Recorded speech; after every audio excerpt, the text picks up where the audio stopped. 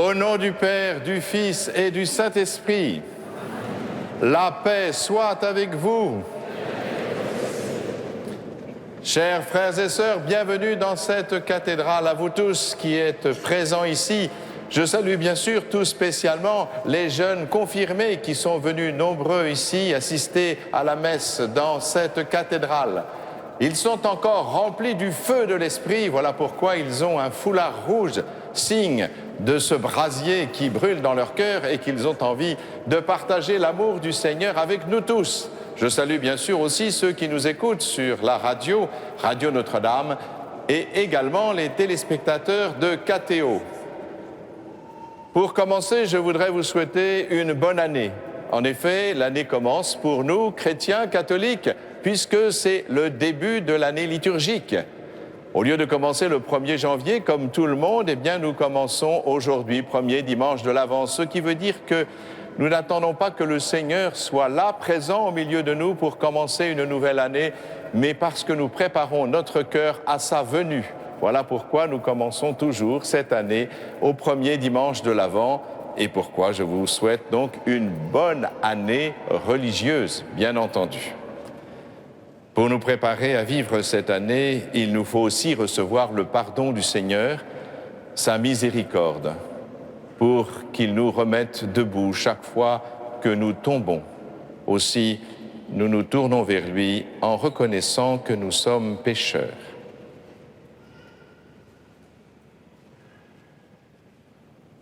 Je confesse à Dieu Tout-Puissant, je reconnais devant mes frères que j'ai péché en pensée, en parole, par action et par omission.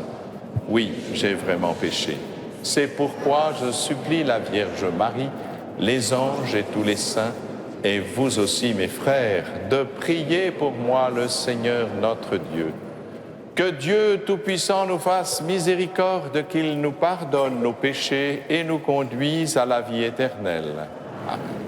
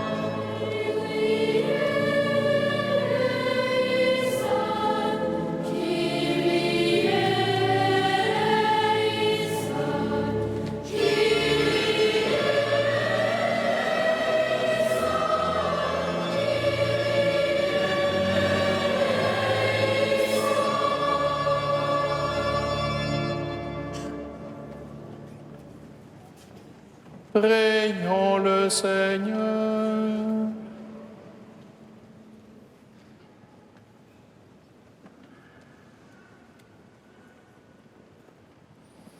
Donne à tes fidèles, Dieu Tout-Puissant, d'aller avec courage sur les chemins de la justice à la rencontre du Seigneur, pour qu'ils soient appelés lors du jugement à entrer en possession du royaume des cieux. Par Jésus-Christ, ton Fils, notre Seigneur et notre Dieu, qui vit et règne avec toi dans l'unité du Saint-Esprit, maintenant et pour les siècles des siècles. Amen.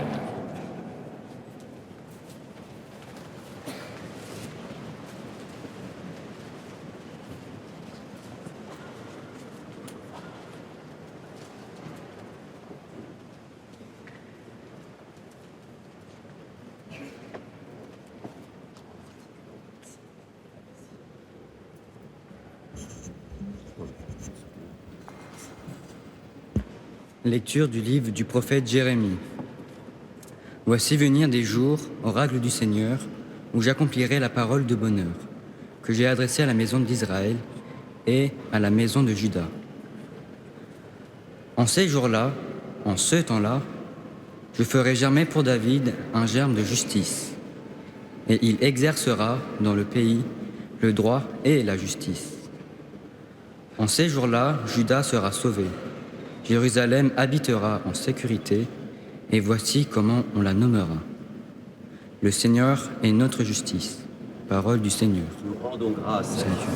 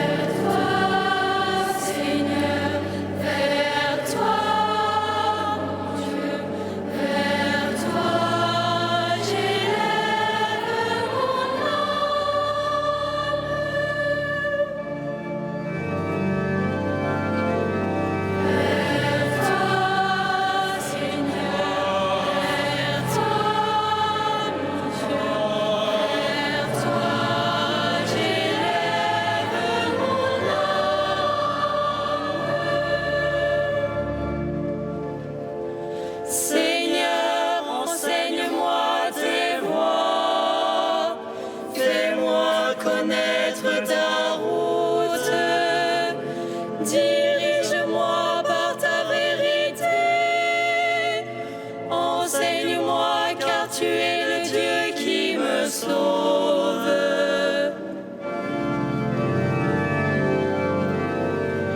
Vers toi, Seigneur, vers toi, mon Dieu, vers toi, j'élève mon âme.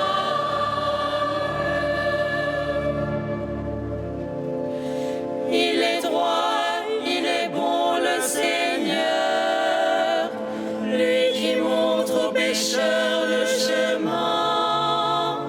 Sa justice dirige les humbles, il enseigne aux humbles son chemin.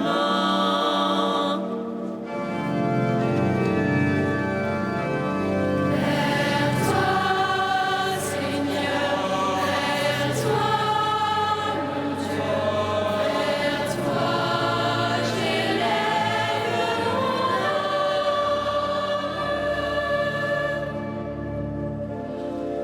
Les voies du Seigneur sont amour et vérité, pour qu'il veille à son alliance et à ses lois.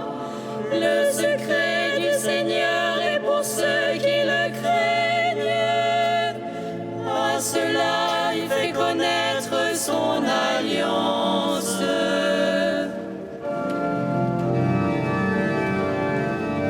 Vers toi, Seigneur, vers toi, mon Dieu, vers toi, j'élève mon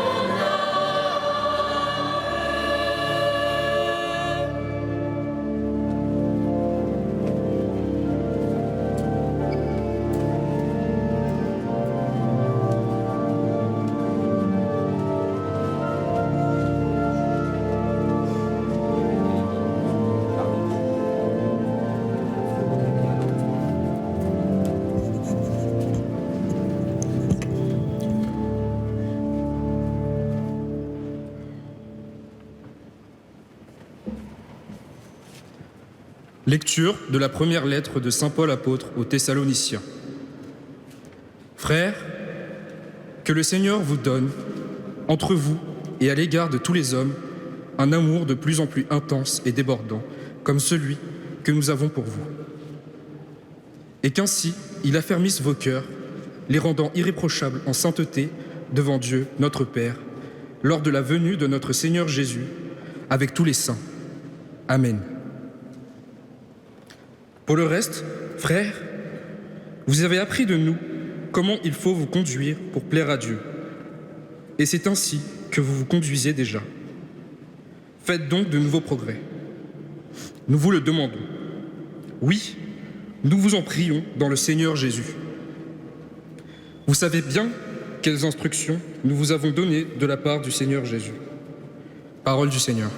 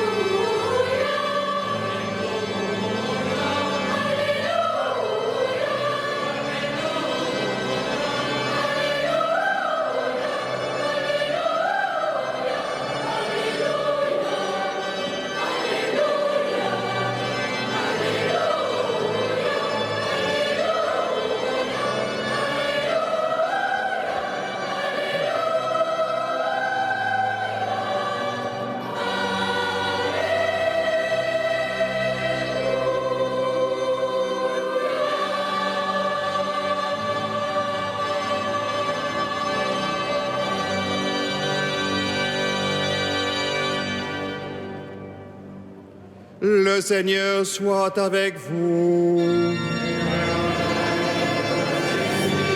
Évangile de Jésus-Christ selon saint Luc.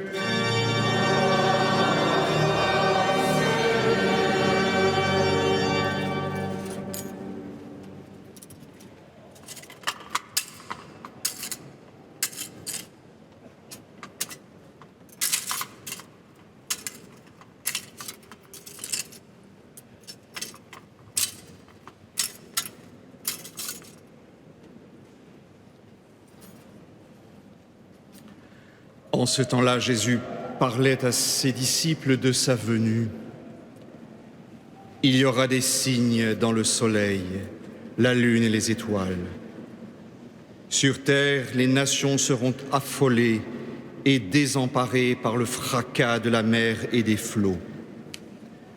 Les hommes mourront de peur dans l'attente de ce qui doit arriver au monde, car les puissances des cieux seront ébranlées.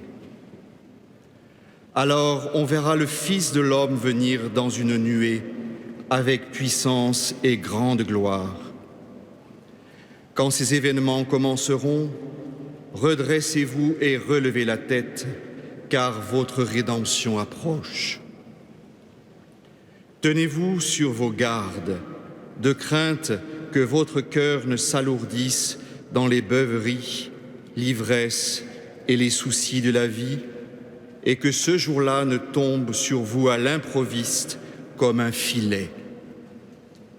Il s'abattra en effet sur tous les habitants de la terre entière. Restez éveillés et priez en tout temps. Ainsi, vous aurez la force d'échapper à tout ce qui doit arriver et de vous tenir debout devant le Fils de l'homme. Acclamons la parole de Dieu.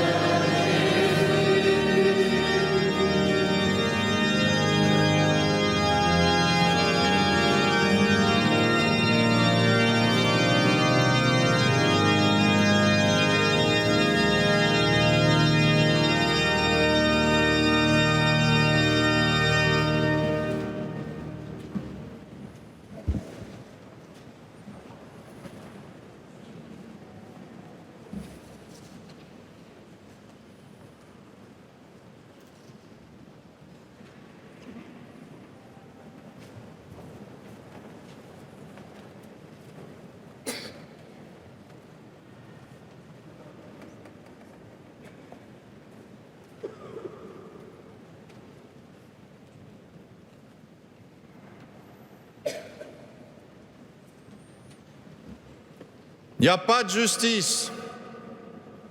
La justice est inféodée au pouvoir. Tous pourris. Ah, il n'y a pas besoin d'avoir les manifestations des gilets jaunes pour entendre de telles imprécations. Parce que, tout simplement, l'homme est assoiffé de justice.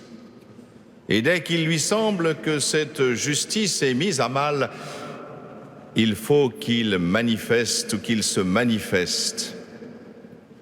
Alors c'est avec joie que nous entendons Dieu parler dans la bouche de Jérémie. Je ferai naître parmi vous un germe de justice. Et nous nous rappelons cette béatitude de Jésus. Heureux les assoiffés de justice, ils seront rassasiés. Mais qu'est-ce que c'est que la justice dont les hommes ont tant besoin? Pour les hommes, la justice se résume surtout à l'équité, c'est-à-dire on ne fait pas de différence entre les personnes, pas de différence entre les riches et les pauvres, pas de différence entre l'homme et la femme, pas de différence entre le fort et le faible. Tous doivent être traités de la même manière, avec le même respect. Voilà au fond ce qu'est la justice pour les hommes. Et nous savons bien que ce n'est pas si évident, que c'est un combat permanent. Encore récemment, avec les questions de bioéthique dans laquelle l'Église s'est impliquée fortement, il s'agissait bien de protéger le vieillard, le malade, la personne handicapée, la vie commençante, de tous les intérêts commerciaux ou l'utilitarisme ambiant, ou du fait du droit d'un enfant au lieu de respecter le droit de cet enfant. Toujours, il s'agit de justice à la manière dont les hommes le voient. Il y a aussi cette grande question par rapport à la justice du bien et du mal. Apparemment, tout est simple. La justice doit être au service du bien et punir le mal. Tout est simple. Sauf qu'il n'est pas si évident de définir aujourd'hui, dans une société relativiste, ce qui est le bien et ce qui est le mal. Le bien d'autrefois semble aujourd'hui le mal, alors qu'inversement, le mal d'autrefois semble le bien. Nous sommes dans une société étrange où définir la justice devient difficile. Même celui qui est responsable de l'éthique chez nous, c'est-à-dire le président du comité d'éthique français, nous dit qu'il ne sait pas faire la différence entre le bien et le mal. Il me semble que, en fait, on sait vraiment ce qu'est le mal quand on en est victime.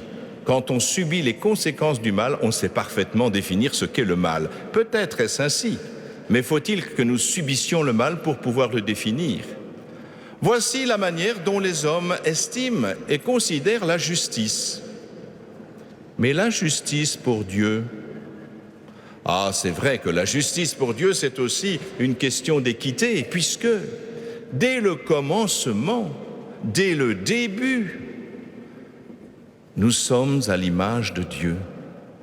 Et donc, il n'y a aucune différence entre nous, entre l'homme et la femme, entre le jeune, le vieux, entre le riche, le pauvre, entre le fort et le faible. Il n'y a pas de différence. Tous, nous sommes à l'image de Dieu, c'est-à-dire revêtus d'une dignité indépassable.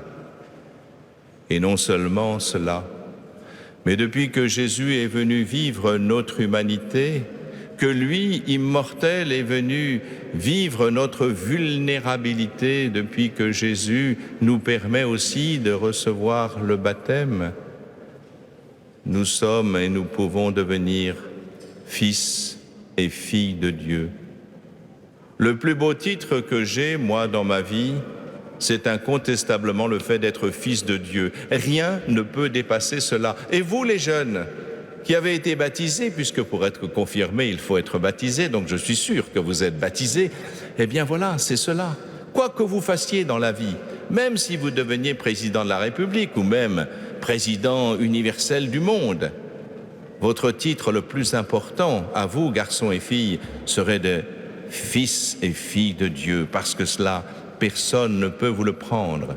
C'est une dignité indépassable qui nous fait savoir que tout homme doit être respecté. Voilà où se trouve l'équité de Dieu, bien plus importante encore que celle des hommes, qui est toujours malheureusement un peu fluctuante. Mais ce n'est pas tout.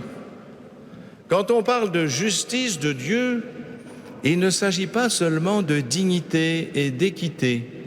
Il s'agit aussi d'ajustement. Oui. La justice de Dieu, c'est être ajusté à Dieu. Et voilà ce que le Christ nous révèle dans l'Évangile, celui qui vient vers nous, qui nous manifeste à quel point Dieu nous aime, puisque lui, immortel, s'est fait vulnérable pour nous montrer jusqu'où allait pour chacun de nous l'amour de Dieu. Cela appelle de notre part une réponse. Le voici qui vient, il est venu dans le temps, il viendra au dernier temps dans la gloire. Aujourd'hui, il vient jusqu'à nous dans son Eucharistie, fragile encore, puisque ce morceau de pain, qu'est-ce qu'il y a de plus fragile qu'un morceau de pain ? Et c'est pourtant le corps de Jésus qui vient jusqu'à nous et qui vient en nous. À cet amour de Dieu incommensurable, nous avons à répondre, chacun d'entre nous, est-ce que moi aussi j'aime Dieu ? Car le grand commandement, c'est cela, c'est nous ajuster à Dieu, c'est-à-dire à ressembler au Christ parfaitement. Nous sommes fils et filles de Dieu, eh bien nous avons à l'accomplir. Or, fils et filles de Dieu dans le Christ, c'est imiter le Christ. N'est-ce pas le grand commandement de Jésus ? Aimez-vous les uns les autres comme je vous ai aimés. Il ne s'agit plus de sentiments humains, il s'agit du sentiment divin en nous, c'est-à-dire d'aimer comme Jésus, aimer jusqu'au bout, aimer absolument, aimer en donnant sa vie. Est-ce possible ? Mais oui, c'est possible. Et c'est pour cela que vous, les jeunes, vous avez reçu l'Esprit Saint. Cet Esprit Saint, c'est l'amour même de Dieu en vous. Il suffit simplement de le laisser faire. Malheureusement, nous lui opposons beaucoup d'obstacles à cet Esprit Saint. Nous l'empêchons d'aimer, nous l'empêchons de dilater notre cœur, de changer notre regard sur les autres personnes. Vous, les jeunes qui avez voulu recevoir l'Esprit Saint, c'est cela votre vocation. C'est cet Esprit Saint qui vous permet de vous ajuster à Dieu, c'est-à-dire non pas seulement de la justice, mais de la justesse. Quand on va appeler Joseph le juste, c'est que justement il est totalement ajusté à Dieu. Bien plus encore qu'un regard équitable, il s'agit d'un regard d'amour absolu. Il s'agit d'aller à la rencontre du Christ. C'est tout le sens de l'Avent. Nous nous préparons à sa venue, bien sûr, en nous rappelant sa première venue à Bethléem, dans la crèche, mais en nous rappelant aussi que chaque fois que nous sommes à la messe, il vient jusqu'à nous, vraiment. Et c'est son corps qu'il nous donne, comme il l'a donné à la Vierge Marie pour venir jusqu'à nous. Voilà. Et je me dis que où est aujourd'hui la justice des hommes ? Les événements qui se passent aujourd'hui nous rappellent que notre République française est fondée sur des valeurs, les valeurs de la République, elles sont importantes. La liberté et l'égalité, nous arrivons à la tenir autant que nous pouvons. Et ma foi, dans notre pays, pas si mal. Mais la fraternité, est-ce que nous tenons la fraternité ? C'est quand même la question essentielle. Moi, je ne connais pas de frères et de sœurs qui n'ont pas les mêmes parents. Or, en évacuant le Père, en évacuant Dieu de notre société, en nous séparant de lui, nous perdons le lien naturel avec tous les autres hommes. Comment pouvons-nous être frères et sœurs ? Comment pouvons-nous vivre la fraternité si nous n'avons pas un même Père ? Et ce n'est pas le président de la République qui peut représenter notre Père. Non, le président de la République a pouvoir sur l'économie, sur nos façons de vivre. Il n'a pas de pouvoir sur notre cœur. Seul un père, une mère ont pouvoir sur notre cœur. Et c'est ce qui fait de nous des frères et des sœurs. Si nous voulons établir, comme nous le souhaitons vraiment, une société fraternelle, eh bien, il faut retrouver ce sens de Dieu, ce sens d'un Père qui est à l'origine et qui veille sur chacun de nous. Si nous évacuons Dieu, l'humanité se divise. Chacun devient un étranger pour l'autre. Et là naissent les divisions entre les riches, les pauvres, les races, les langues, l'homme et la femme. Tout ce qui différencie les hommes dresse entre nous des barrières. Mais si nous avons un même Père, nos différences deviennent des richesses. Un peu comme dans une famille, les frères et sœurs ne se ressemblent pas. Et pourtant, nous apprenons de nos frères et sœurs car ils sont justement différents. Alors, rappelons-nous de retrouver cela. Car sinon, comme le dit le Seigneur dans l'Évangile, nous serons conduits au désespoir qui se manifeste justement par ces paroles de Jésus, la débauche, l'ivrognerie, le souci de la vie, et peut-être même, comme on le voit aujourd'hui, la violence, qui sont toutes l'expression d'un désespoir. Oui, il nous faut recevoir le Fils de l'homme qui vient sur la nuée, comme nous l'avons entendu. Accueillir le Fils, c'est apprendre à devenir fils d'un même Père, c'est apprendre à être frère. Il nous faut retrouver cette paix du cœur, ce regard sur les hommes qui nous entourent. C'est là que la véritable justice peut s'accomplir, qui n'est pas simplement une justice équitable, mais une justice divine qui est cet ajustement à Dieu et qui permet l'établissement d'une justice humaine aussi et d'une véritable équité.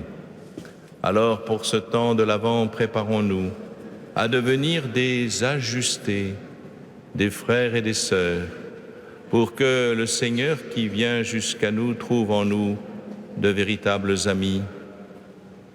Apprenons à aimer. Vous qui avez reçu la confirmation, c'est-à-dire le don plénier de l'Esprit Saint, c'est pour aimer davantage. Je compte sur vous, chers jeunes, pour répandre ce feu de l'amour dans le monde, car un enfant qui aime apprend aux adultes à aimer davantage. Merci à vous d'être là ce soir.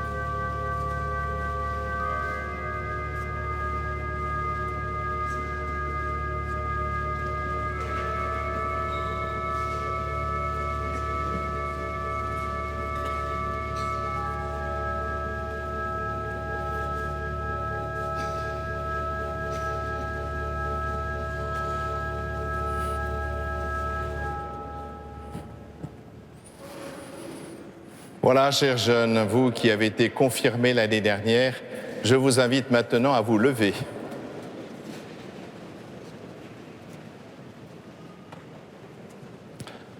Vous avez reçu le don de Dieu. Comme vous l'avez entendu, il faut vous laisser conduire par l'Esprit, le laisser faire en vous. Il faut pour cela prendre le temps de prier, c'est-à-dire vous mettre devant Dieu, tout simplement. Prier, c'est accueillir Dieu dans le silence. Écoutez justement ces appels de Dieu. Trouvez aussi le temps de rendre service autour de vous. Quand vous êtes agacé, quelquefois dans la maison, qu'on vous demande des services, eh bien plutôt que de vous énerver, souriez gentiment en vous rappelant ce que nous a demandé notre Seigneur Jésus-Christ.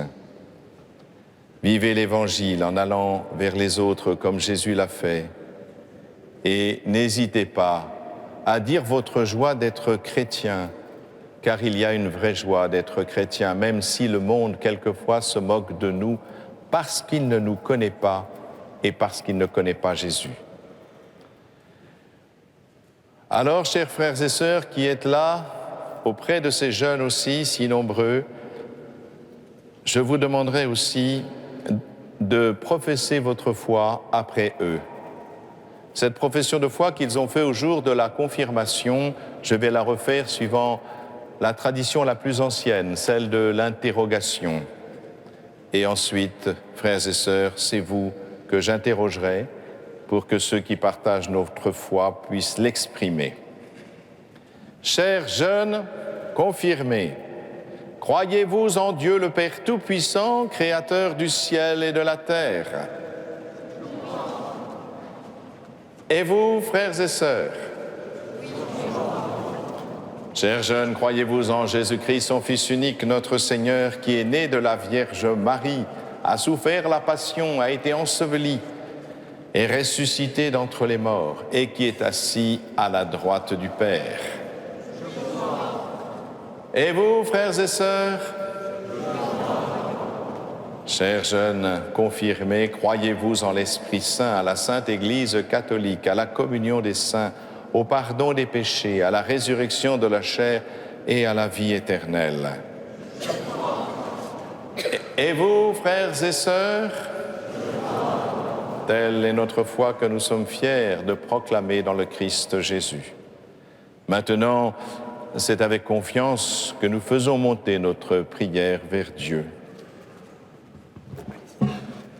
Par le don de la confirmation, viens en nous, Esprit Saint, remplis nos cœurs de ton amour, de ta paix et de ta joie, afin que nous témoignions toujours plus de la présence de Dieu autour de nous. Donne-nous la force de progresser dans la foi et d'être vraiment chrétiens dans nos écoles et dans nos familles. Seigneur, nous te prions.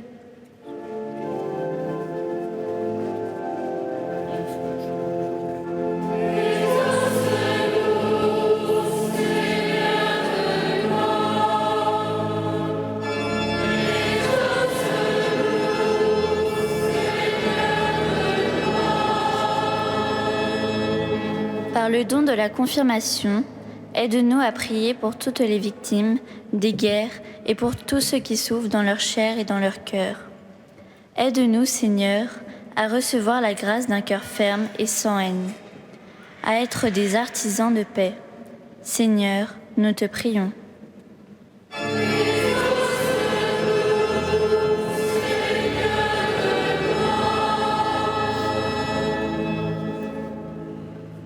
Puisque, par le don de la confirmation, tu as mis dans nos cœurs l'Esprit Saint, fais de nous des témoins de l'espérance et fais que nous nous préparions à la venue de ton Fils à Noël avec un cœur attentif et vraiment disponible. Seigneur, nous te prions.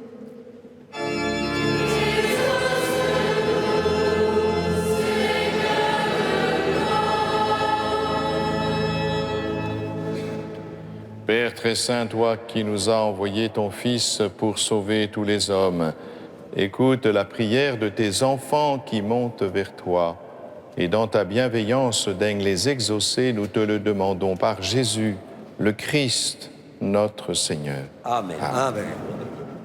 Je vous invite à vous asseoir. Aujourd'hui, la quête est pour l'œuvre des chantiers du cardinal. C'est une œuvre importante. D'abord, Elle aide à construire des églises dans les villes nouvelles et elle restaure aussi les églises qui ont été construites après 1905. Donc c'est une œuvre d'évangélisation. Nous avons la chance ici d'avoir une belle cathédrale, donc nous partageons, voilà, nous essayons de partager notre joie d'avoir cet édifice pour permettre à d'autres, eh bien, peut-être pas d'avoir une cathédrale comme cela, mais en tout cas d'avoir de belles églises pour pouvoir louer et prier le Seigneur. Tout ce que vous donnerez en plus de votre offrande habituelle, eh bien, sera reversé à cette œuvre. Merci de votre générosité.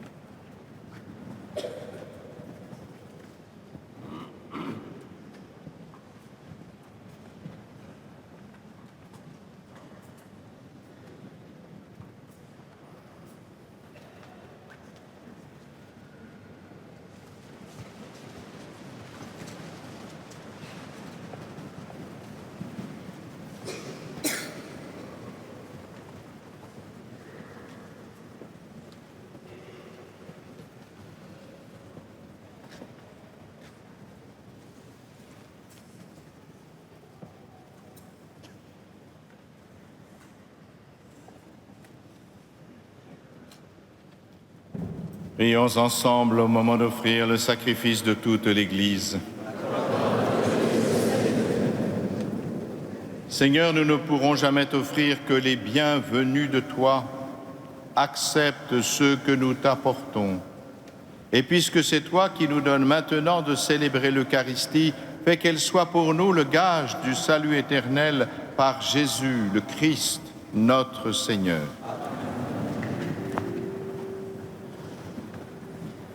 Le Seigneur soit avec vous. Élevons notre cœur. Rendons grâce au Seigneur notre Dieu.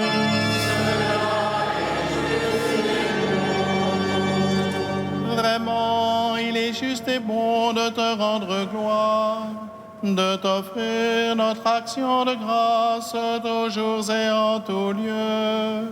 À toi, Père très saint, Dieu éternel et tout-puissant, par le Christ notre Seigneur. Car il est déjà venu en prenant la condition des hommes pour accomplir l'éternel dessein de ton amour et nous ouvrir le chemin du salut.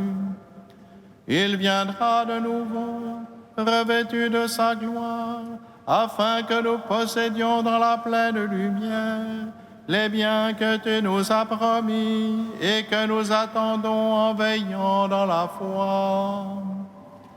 C'est pourquoi avec les anges et les archanges, avec les puissances d'en haut et tous les esprits bienheureux, nous chantons l'hymne de ta gloire et sans fin nous proclamons.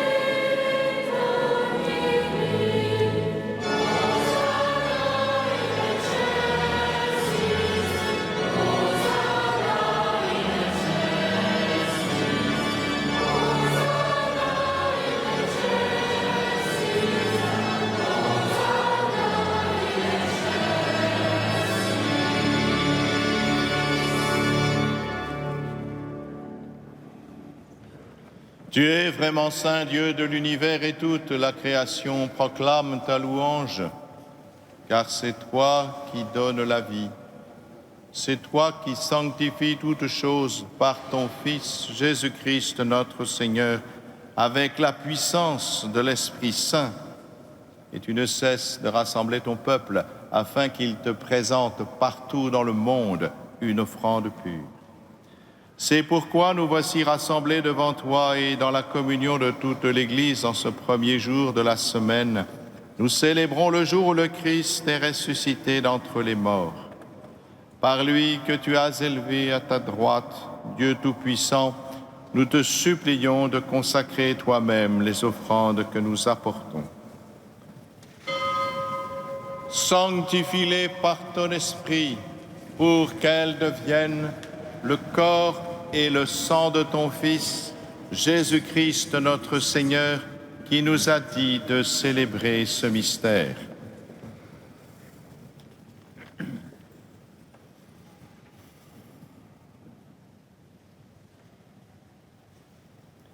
La nuit même où il fut livré, il prit le pain, en te rendant grâce, il le bénit, il le rompit, et le donna à ses disciples en disant, prenez et mangez-en tous, ceci est mon corps livré pour vous.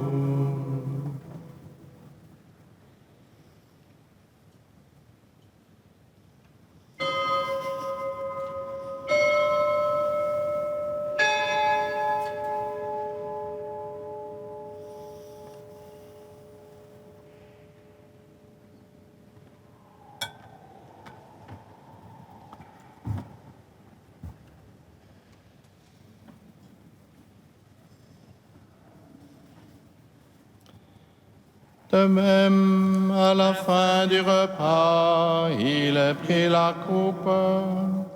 En te rendant grâce, il la bénit et la donna à ses disciples en disant, prenez et buvez-en tous, car ceci est la coupe de mon sang, le sang de l'alliance nouvelle et éternelle, qui sera versé pour vous et pour la multitude, en rémission des péchés. Vous ferez cela en mémoire de moi.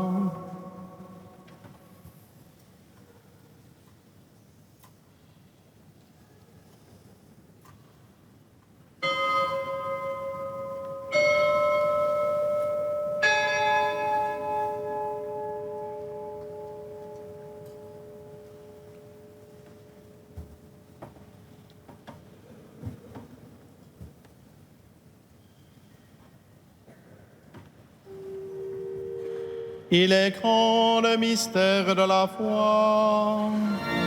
Nous proclamons ta grâce,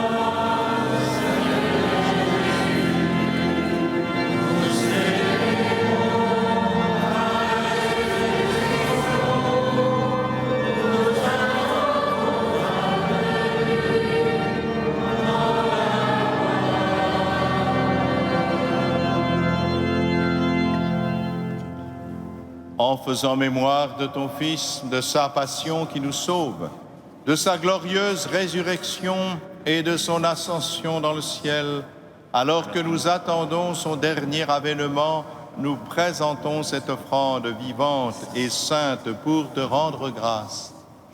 Regarde, Seigneur, le sacrifice de ton Église et daigne y reconnaître celui de ton Fils qui nous a rétablis dans ton alliance.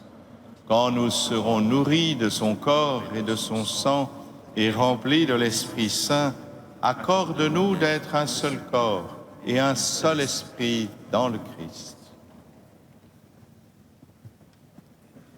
Que l'Esprit Saint fasse de nous une éternelle offrande à ta gloire, pour que nous obtenions un jour les biens du monde à venir auprès de la Vierge Marie, la bienheureuse Mère de Dieu, de Saint Joseph, son époux, avec les apôtres et les martyrs, Saint Denis et tous les saints qui ne cessent d'intercéder pour nous.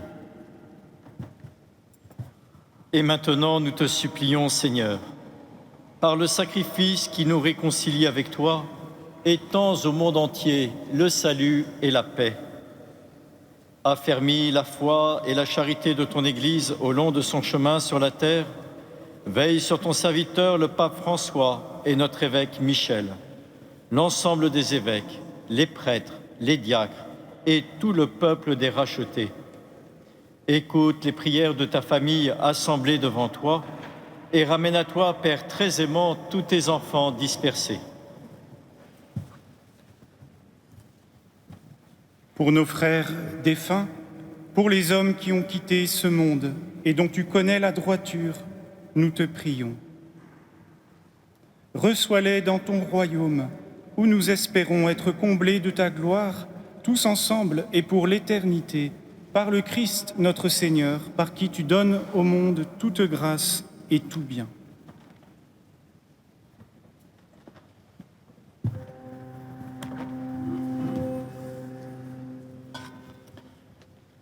par lui, avec lui et en lui.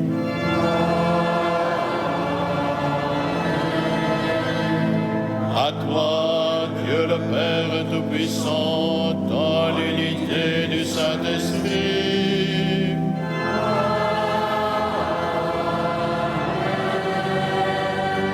tout honneur et toute gloire pour les siècles des siècles.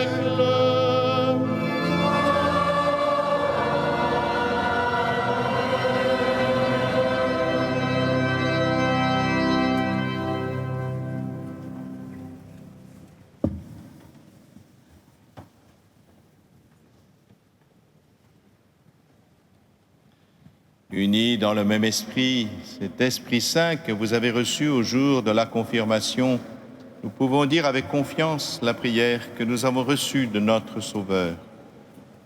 Notre Père, qui es aux cieux, que ton nom soit sanctifié, que ton règne vienne, que ta volonté soit faite sur la terre comme au ciel.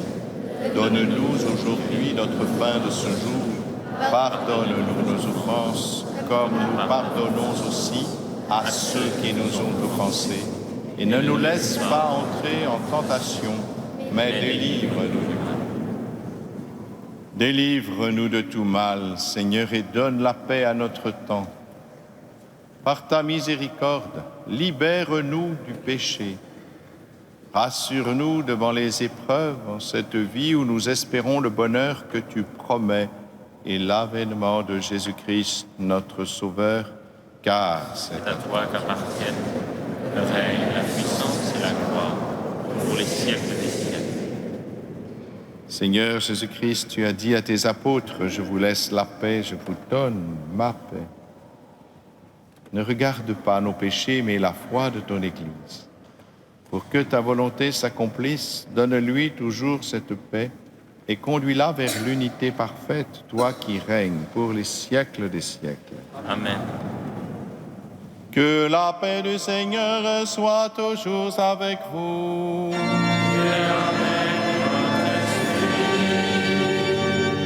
Dans la charité du Christ, donnez-vous la paix.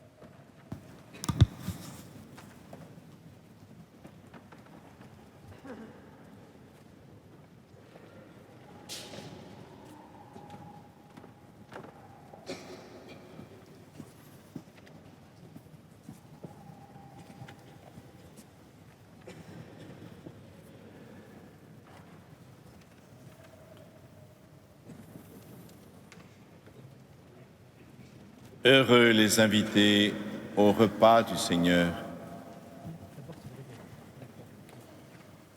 Voici l'agneau de Dieu qui enlève le péché du monde.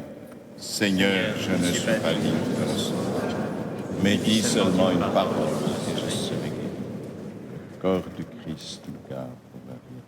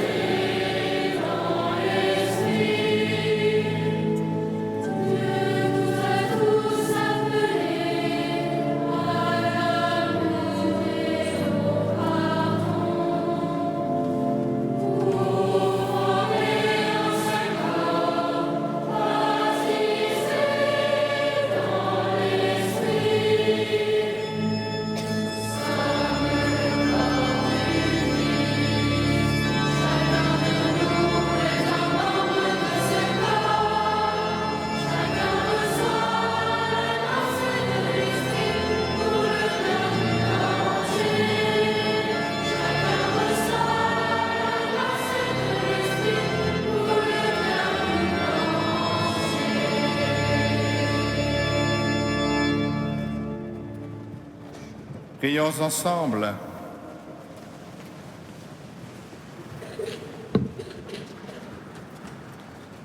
Fais fructifier en nous, Seigneur, l'Eucharistie qui nous a rassemblés. C'est par elle que tu formes dès maintenant, à travers la vie de ce monde, l'amour dont nous t'aimerons éternellement par Jésus le Christ, notre Seigneur. Amen. Quelques annonces. D'abord, vendredi prochain, premier vendredi du mois, donc vénération de la Sainte Couronne d'Épines à 15h. Le 8 décembre, naturellement, c'est la solennité de l'Immaculée Conception de la Vierge Marie. Je vous rappelle que mardi prochain, concert à la cathédrale, un concert suédois, puisque c'est la Sainte Lucie à 20h30, avec notre maîtrise et le chœur Adolf Fredrik de Stockholm. Et donc, si vous voulez venir à ce concert des Lumières, n'hésitez pas. À l'issue de cette célébration, nous allons nous rendre sur le parvis de la cathédrale pour procéder à l'illumination du grand sapin qui a été dressé. Comme vous le savez, la cathédrale fait tous les ans installer sur le parvis un sapin pendant le temps de l'Avent et le temps de Noël. Alors on s'est dit, où trouver un sapin de Noël? Eh bien, nous l'avons trouvé. Il vient de Suède. Donc il a fait un long voyage. Et je voudrais remercier à cette occasion d'abord Madame Veronica van Danielsson, qui est ambassadeur de Suède en France. Excellence, un immense merci, ainsi qu'à vos équipes. Je sais que vous avez été entourés et c'est pas si simple de faire venir un sapin aussi grand de Suède. Donc je voudrais remercier la société Vattenfall, son directeur général, la société Profura, Monsieur Bernd et Madame Hilda, Ikea France et Monsieur Cagnar. L'association Maurice de Sully, c'est elle qui fait vivre notre cathédrale, et puis je pense à toutes les entreprises, parce que c'est un travail important, énorme, parce qu'il faut que ce sapin tienne. Et s'il y a des tempêtes, il ne faut pas qu'il tombe. Donc voilà, c'est un sapin. Alors qui va aller sur le parvis? Les enfants qui viennent, qui ont été à Saint-Germain. Ensuite, il faut, les parents, pour retrouver vos enfants. Ça va être tout simple. Le parvis est grand, mais ils seront près des grilles. Et il y a même un panneau « Jeunes confirmés ». Donc, on ne pourra pas perdre les enfants. Je crois que j'ai à peu près tout dit. Ou si j'ai oublié quelque chose... Ah, cher père, vous avez oublié de remercier la très belle chorale de Stanislas. Ils ont tellement bien chanté. J'avais oublié Stan. Vous pouvez les applaudir alors.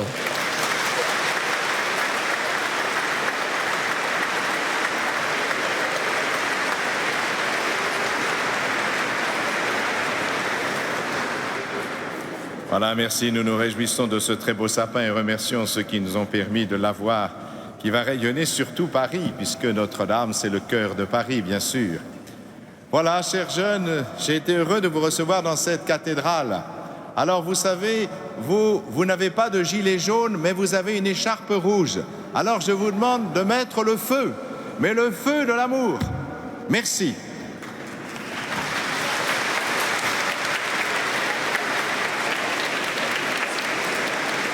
Le Seigneur soit avec vous.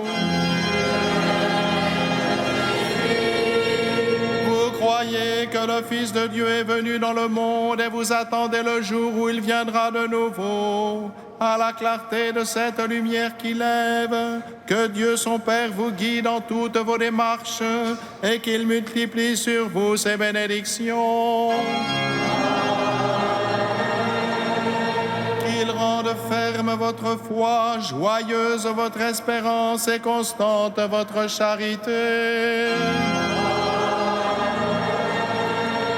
La venue du Rédempteur pauvre parmi les pauvres est déjà pour vous une grande joie. Quand il apparaîtra dans toute sa gloire, qu'il vous ouvre le bonheur sans fin. Et que Dieu Tout-Puissant vous bénisse, le Père, le Fils et le Saint-Esprit.